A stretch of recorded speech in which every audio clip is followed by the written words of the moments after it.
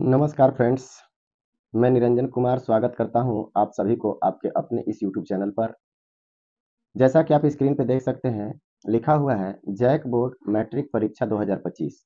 यानी JAC board के द्वारा जो आयोजित होने वाला है 2025 में आपका एग्जाम, उसी 2025 के एग्जाम के लिए हम तैयारी करने वाले हैं।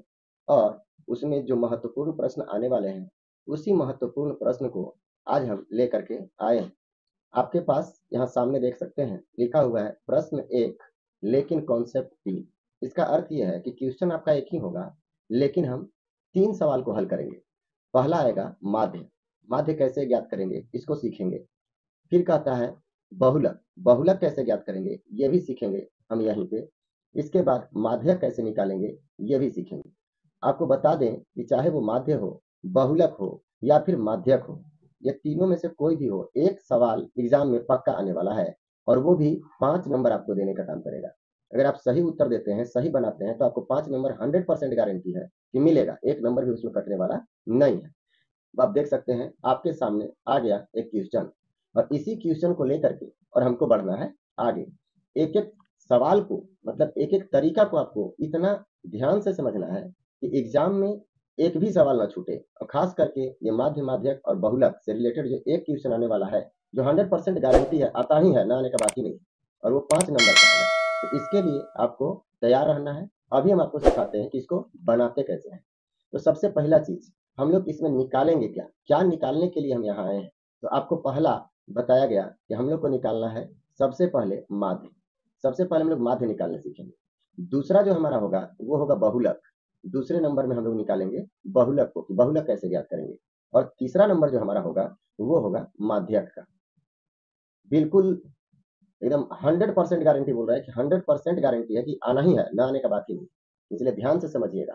तो सबसे पहले हम माध्य को देखेंगे, इसके बाद बहुलक और माध्यक को जानेंगे। तो सबसे पहले शुरू करते हैं हम माध्य से। जब हम माध्य निकालेंगे तो क्या करना होगा, जैसा आप देख रहे हैं ये क्वेश्चन आपके सामने दिया हुआ है।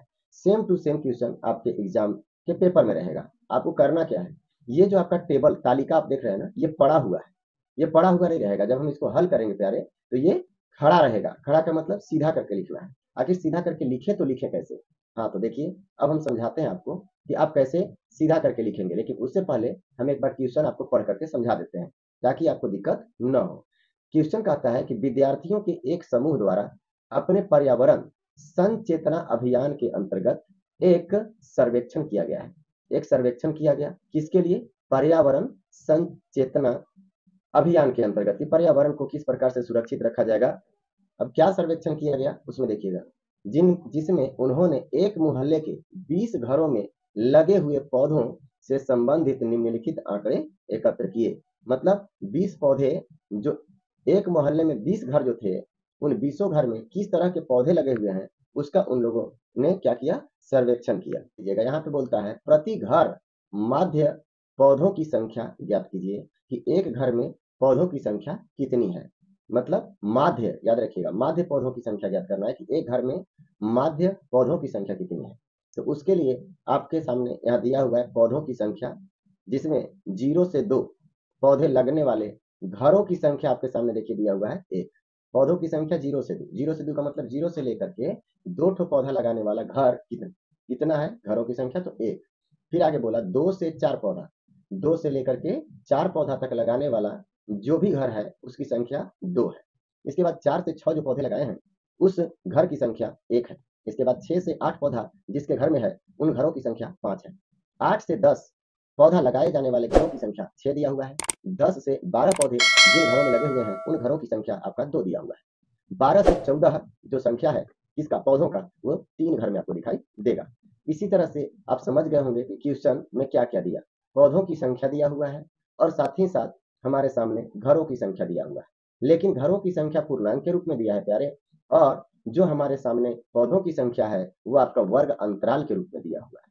तो अब हम लोग जो घरों की संख्या होगा उसको बारंबारता के रूप में लिखेंगे, और जो पौधों की संख्या होगा उसको वर्ग अंतराल के रूप में लिखेंगे।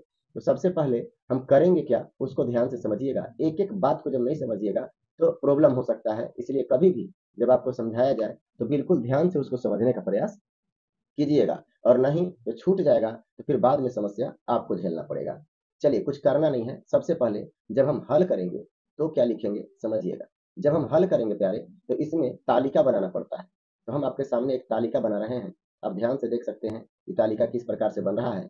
आपको भी एग्जाम में इसी तरह से तालिका बनाना पड़ेगा। अगर आप नहीं बनाइएगा तो बिल्कुल आपको नंबर नहीं मिलने वाला है। तो पहला जो तालिका है उसमें या तो आप वर्ग अंतराल लिख लेंगे या फिर लिखेंगे पौधों की संख्या। पौधों की संख्या जो क्वेश्चन में लिखा हुआ है वो आप लिख सकते हैं। इसके बाद दूसरा जो कॉलम आएगा प्यारे उसमें आपको लिखना है घरों की संख्या। क्या लिखना है? घरों की संख्या। अब यहाँ पे ये समझना है कि घरों की संख्या को हम लोग एफ कहते हैं। एफ का मतलब बारंबारता बोला जा सकता है। तो घरों की संख्या को हम बारंबारता बोल सकते हैं। अब यहाँ पे जो एक घर हमारा होगा वो खाली रहेगा, ऐसे दो घर खाली रहेंगे। अब किस लिए खाली रख रहे हैं वो आपको बता रहे हैं, ध्यान से समझिएगा। एकदम एक एक बात को समझना होगा। अगर आप एक एक बात को नहीं समझते हैं तो पक्का गलत करके आ जाइएगा अब एग्जाम में। अब समझिए, जो दो चीज हमारे पास दिया हुआ है वो क्या क्या दिया हुआ है उसको पहले पूरा फिल कर लीजिए। पौधों की संख्या के रूप में हमारे सामने क्या क्या दिया है? पौधों की संख्या के रूप में हमारे सामने सबसे पहले वर्ग अंतराल के रूप में 0 से 2 दिया।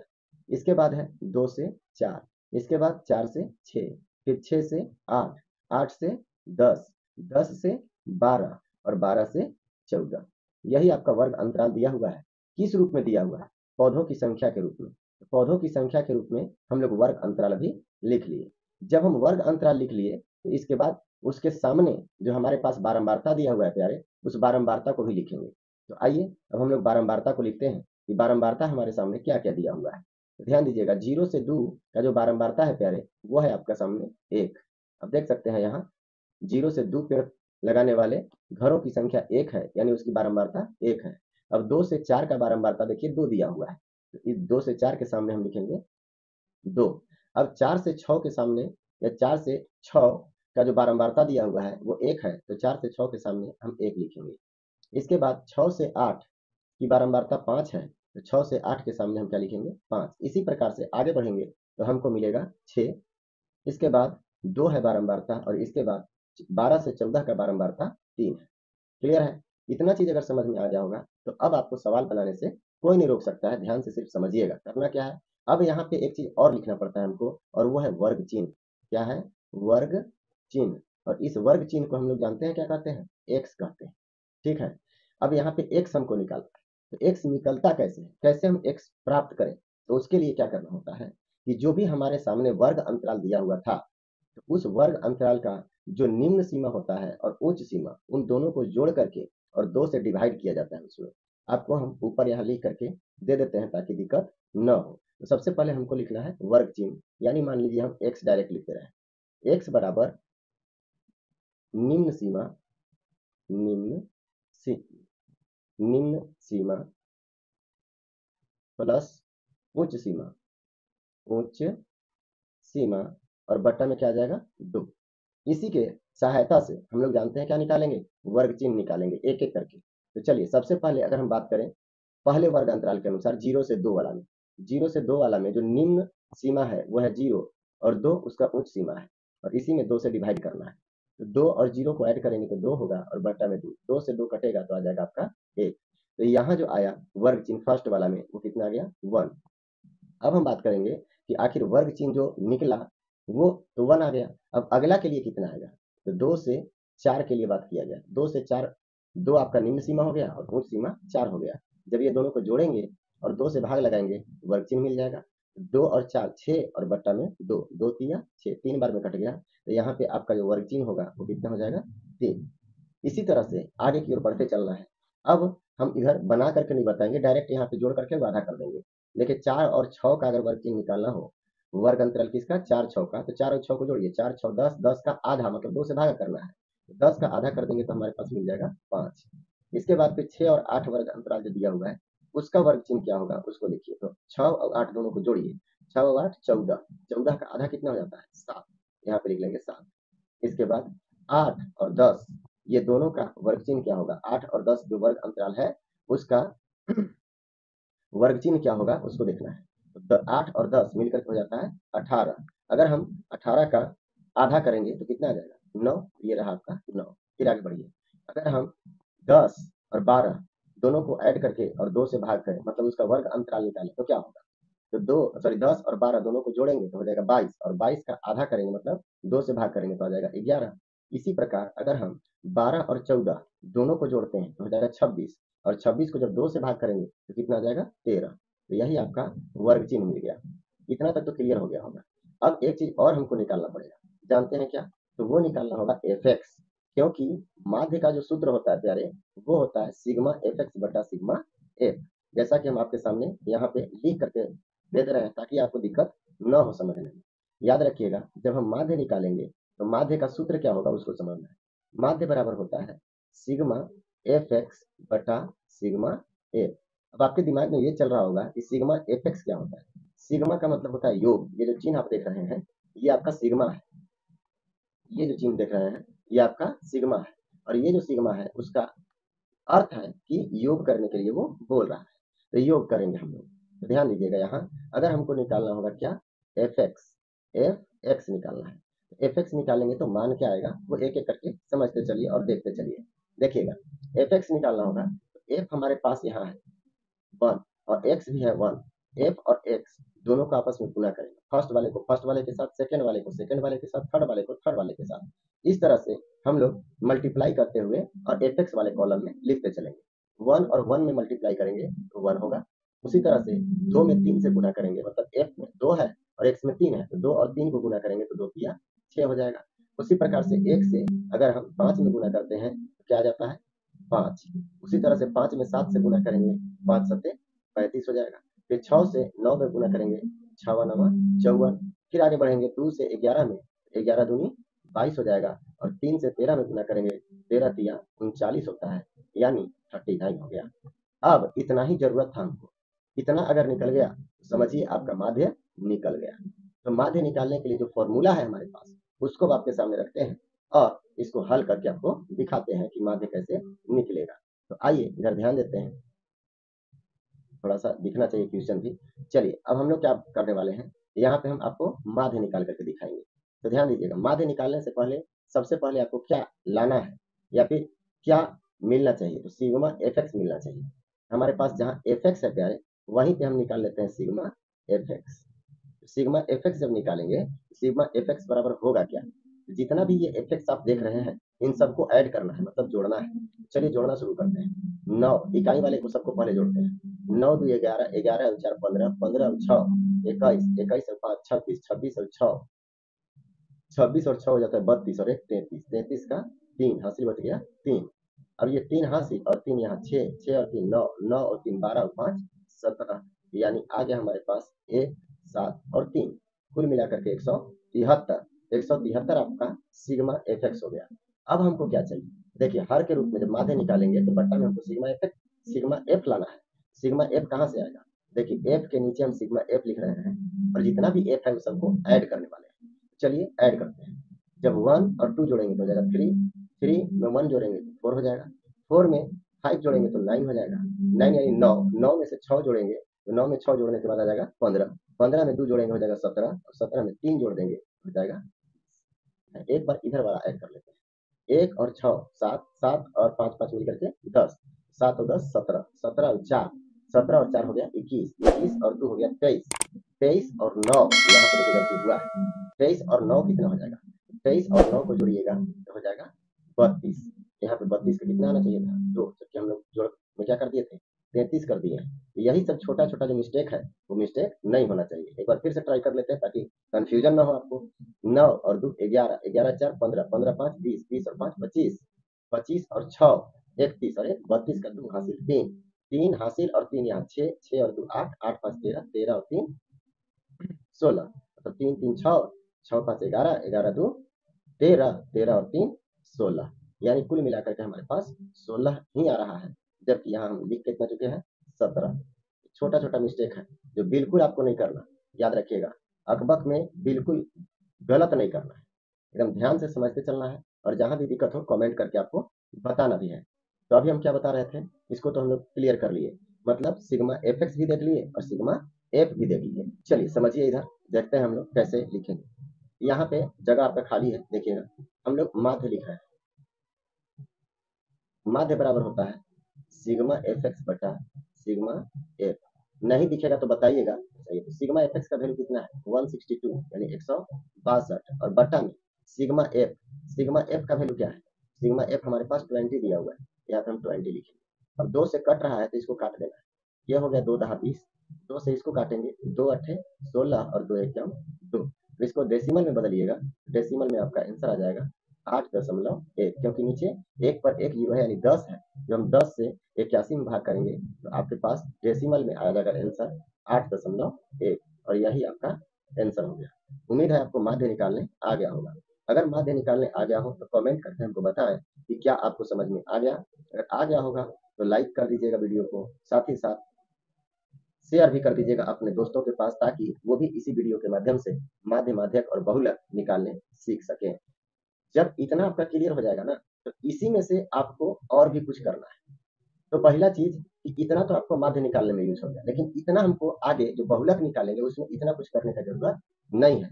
जो सवाल दिया हुआ रहेगा प्यारे, उसी सवाल से ही हम लोग उसको पूरी तरह से क्लियर कर पाएंगे।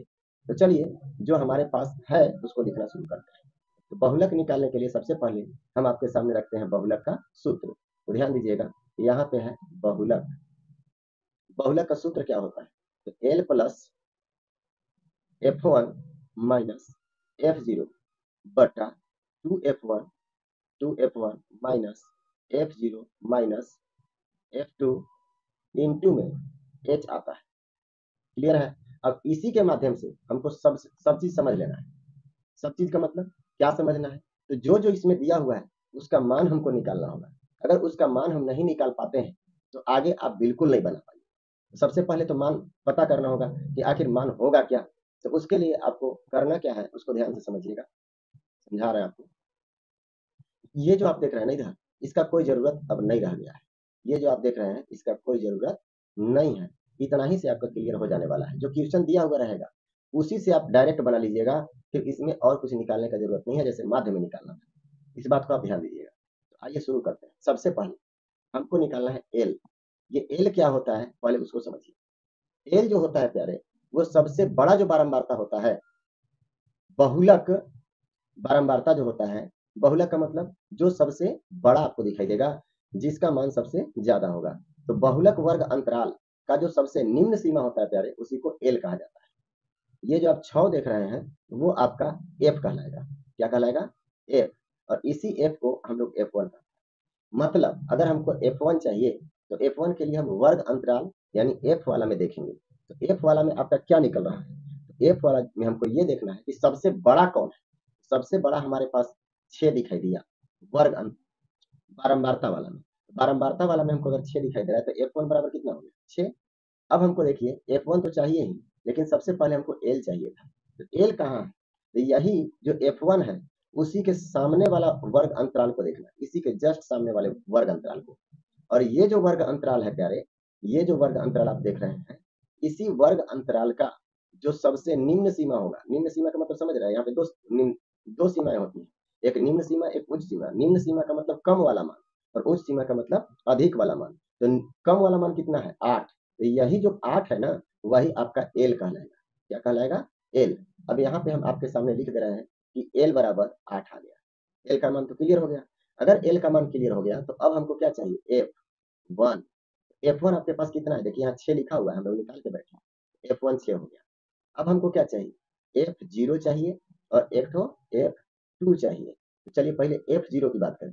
तो थोड़ा सा गौर कीजिएगा कि अगर यहाँ F1 बीच में है तो F0 कहाँ होगा, उसके ऊपर। अगर ऊपर से नीचे की ओर आ रहे होंगे तो F1 अगर बीच में है तो F0 कहाँ होगा, F0 F1 के ऊपर होगा। और F2 कहाँ होगा, तो F2 F0 से नीचे होगा। ये बात समझना है। 0 से ऊपर से नीचे की ओर आएंगे तो 0 F0 F1 F2 तीनों मिल गए। यहाँ हम लोग एल भी निकाल चुके हैं। तो अब जो जो निकाले हैं उसको लिखेंगे। F0 कितना आया, F0 हमारे पास आ गया 5। इसके बाद और क्या चाहिए, और क्या आया, तो F2 आया। F2 हमारे पास कितना मिल गया 2। इतना तो क्लियर है।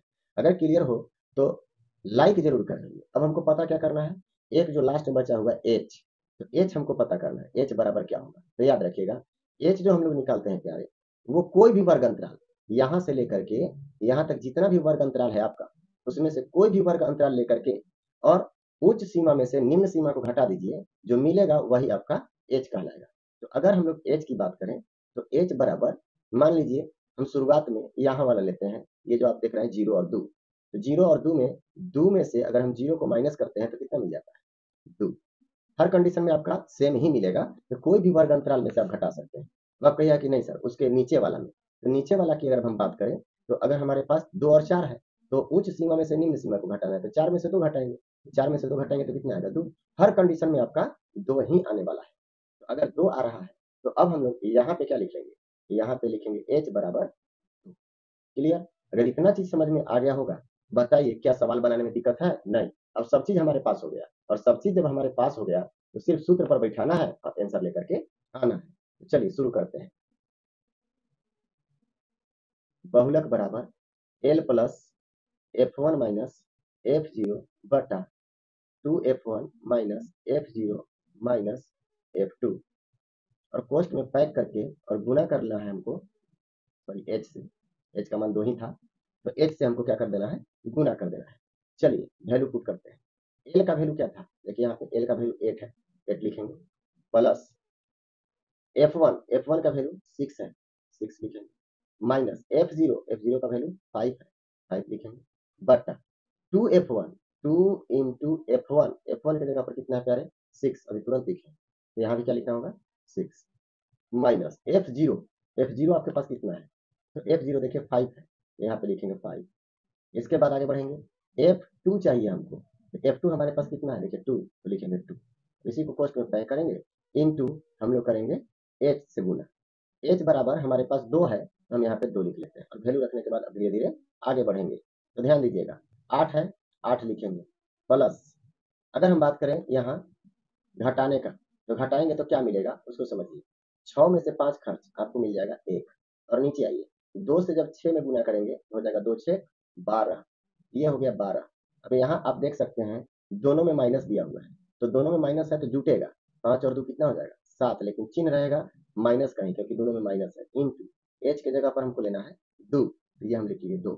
अब चलिए आगे बढ़ते हैं, इसको जब हल कीजिएगा तो यहाँ पे लिखना होगा 8, इसके बाद प्लस ऊपर से घटाई, मतलब घटाना है नीचे वाला और ऊपर वाला लिखना है, तो 1 और बटा में 12 में से 7 खर्च कितना हो जाएगा 5, और गुना में हो जाएगा 2, यानी 8 प्लस 1/5 गुने 2 हो गया।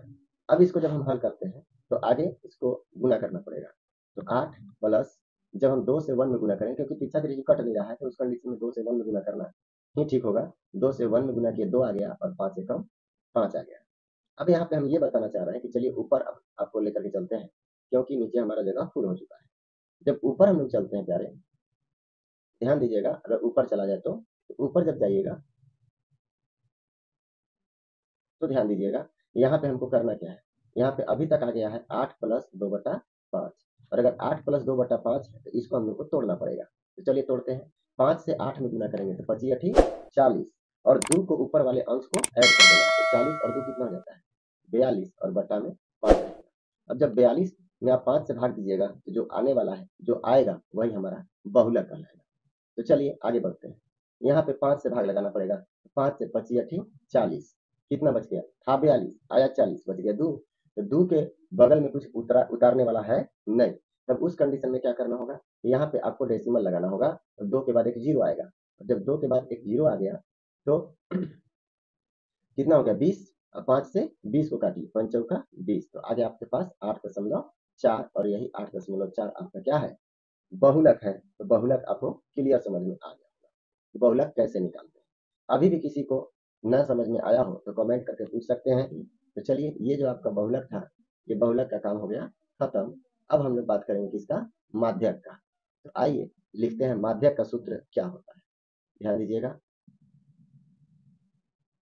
माध्यक बराबर सूत्र होता है L L plus n/2 minus C F, C F यार, सी एफ बटा एफ इंटू एच, यही है आपका सूत्र।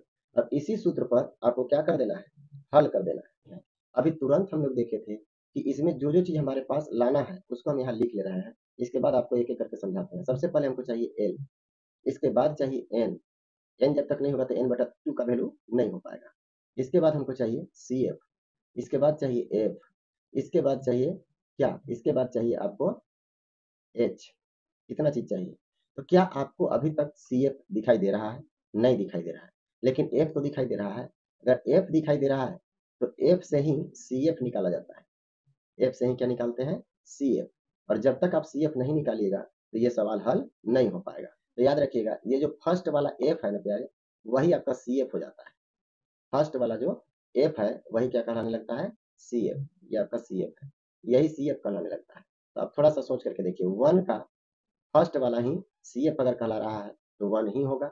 दूसरा कंडीशन, अगर दो को हमको लिखना है तो याद रखिएगा, इसको ऐसे लिखा जाता है। एक एक बात को समझिएगा।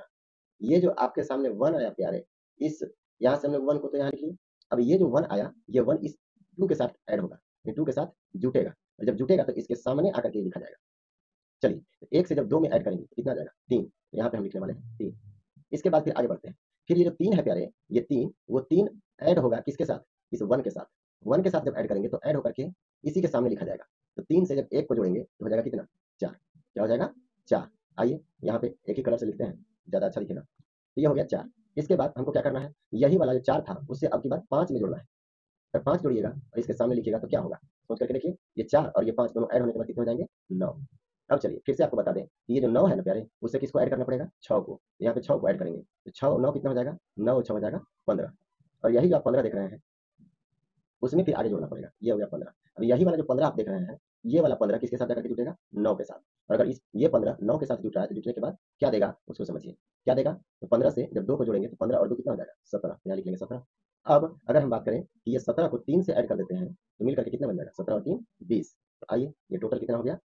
20। और ये जो लास्ट वाला सी एफ का जो लास्ट वाला अंक होता है प्यारे, वही आपका होता है एन। तो एन बराबर आपके पास यहाँ मिल गया। या फिर एक एन निकालने का और तरीका है कि जो एफ है हमारे पास, उसको हम बट्टा में क्या, सॉरी, उसको हम क्या कर देते हैं? सबको जोड़ देते हैं तो हमको एन मिल जाता है। चलिए देखा जाता हूँ। तो यहाँ पे समझिएगा, अब यहीं से समझना स्टार्ट करना है, क्योंकि हम लोग सी एफ निकाल लिए। और जब सी एफ निकाल लिए तो अब हमको आगे जो जो मान निकालना है वो अब आसानी से निकाल पाएंगे। तो चलिए ध्यान दीजिएगा और समझते चलिएगा, एक एक बात को समझना जरूरी है। नहीं समझिएगा, कंफ्यूज हो जाइएगा, परीक्षा में नहीं लिख पाइएगा। आपको फर्स्ट में ही बता दिया गया है, ये 5 नंबर का सवाल है और 100%, चाहे वो माध्य निकालने के लिए कहे, माध्यिका निकालने के लिए कहे, या फिर बहुलक निकालने के लिए कहे, एकदम 100% आना ही है, ना आने का बात ही नहीं। तो चलिए अब शुरू करते हैं। सबसे पहले एल निकालते हैं। तो देखिएगा, यहाँ जो हमारे सामने सबसे पहले एल निकालना है, तो एल होता कहाँ है? तो आपको बताया गया था कि जो भी बारंबारता यानी एफ वाला में सबसे बड़ा होता है। देखिए सबसे बड़ा हमारे पास क्या दिख रहा है? ये 6 दिख रहा है। तो यही 6 जो है वो हमारा एफ है। क्या है? एफ। और एफ जो हुआ उसी के बाएं साइड, जस्ट उसी के बाएं साइड जो वर्ग अंतराल है हमारे सामने, क्या है? ये वर्ग अंतराल। इसी वर्ग अंतराल का जो निम्न सीमा है 8, वही आपका कहलाएगा क्या? पता है? एल। उम्मीद है समझ में आ रहा होगा। एक एक बात को समझना है। हम क्या बोले एक बार फिर से आपको समझाना है, यहीं से लोग कंफ्यूज होते हैं।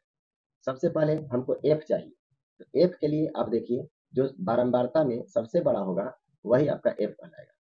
तो चलिए, बारंबारता में सबसे बड़ा आपके पास क्या आ गया? 6। तो 6 को एफ कह दिए। और एफ के जस्ट बाएं तरफ जो वर्ग अंतराल है, उसका जो छोटा वाला संख्या है वो आपका क्या कहला जाएगा? एल कहला जाएगा। तो आपके सामने एल भी हाजिर है। अब चलिए बढ़ते हैं आगे। एल तो निकल गया, तो एल का मान कितना आ गया? 8। अब हमको चाहिए एन। एन निकालने का तरीका क्या है?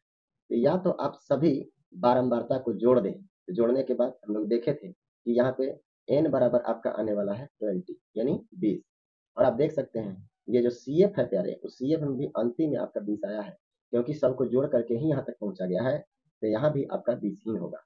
एन का वैल्यू अंततः हमको कितना मिल गया? 20 मिल गया एन का वैल्यू।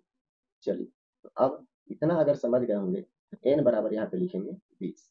अब फिर आगे चलिए, सी एफ चाहिए। तो सी एफ कहाँ होगा सर? याद रखिएगा, आपके दिमाग में एक चीज चल रहा होगा कि सर ये जो एफ है ना, इसके जस्ट सामने वाला जो सी एफ है वो वाला हो जाएगा। लेकिन नहीं, जो सी एफ के सॉरी एफ के सामने वाला है वो सी एफ नहीं होता है, बल्कि उसके जस्ट ऊपर वाला सी एफ कहलाता है। यानी अगर हम बात करें कि एफ के सामने 15 है, तो 15 के ऊपर वाला जो 9 है वो आपका क्या कहलाएगा? सी एफ। सी एफ आ गया 9। अब हमसे एफ पूछा जा रहा है कि एफ कितना होगा। तो एफ तो हम लोग फर्स्ट में ही निकाल चुके हैं, जो हमारे पास 6 दिया हुआ है। और एच कितना है? तो एच याद रखिएगा, उच्च सीमा में से निम्न सीमा को माइनस करना होगा। तो उस कंडीशन में एच का मान कितना आएगा? देखिए 2 में से 0 घटाइएगा तो भी 2, 4 में से 2 घटाइएगा तब भी 2, 6 में से 4 घटाइएगा तब भी 2। हर कंडीशन में आपका एच कितना रहा है? 2। अब आपके सामने सब चीज मिल चुका है, अब सिर्फ आपको सूत्र लिखना है और उसी पर वैल्यू पुट करके और आंसर निकाल लेना है। तो आइए चलते हैं। सबसे पहले लिखेंगे माध्यक बराबर,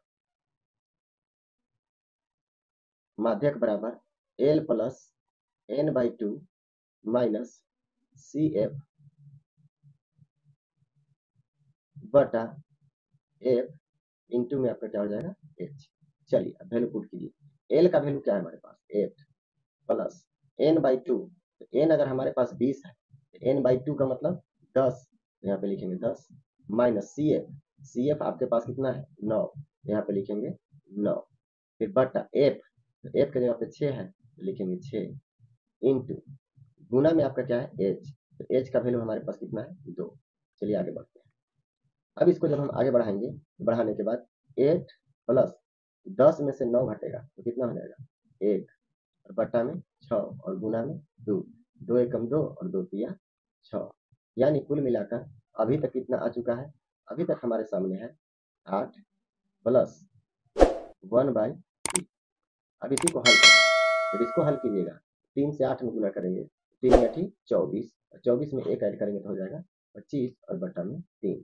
अब इस 25 में 3 से भाग लगा दीजिए, तो 3 7 21, 3 8 24, था 25 आया 24, एक बच गया। अब आगे कोई संख्या है नहीं कि उतारा जाए, तब उस कंडीशन में आपको देना होगा दशमलव। यहाँ एक बचा हुआ था, दशमलव दे दिए तो हो गया 0। अब 0 आ गया तो कुल मिलाकर के 10 हो गया। अब हम 3 से 10 में भागा लगाते हैं तो 3 तिहाई 9, फिर एक बचेगा, फिर 0 दीजिएगा, फिर से 10 होगा, फिर से 3 तिहाई 9, तो ये 8.33 जो आया वही आपका आंसर हो गया। क्या आप जान सकते हैं? माध्यक। हम लोग माध्यक निकाले, माध्यक भी निकालने सीख गए। तो आज हम लोग एक ही वीडियो के अंतर्गत माध्य भी सीख लिए, माध्यक भी सीख लिए और बहुलक भी सीख लिए। तो आज का क्लास यहीं समाप्त करते हैं। अगले दिन अगले टॉपिक को लेकर के आएंगे और समझाएंगे कि किस प्रकार का प्रश्न उसमें पूछा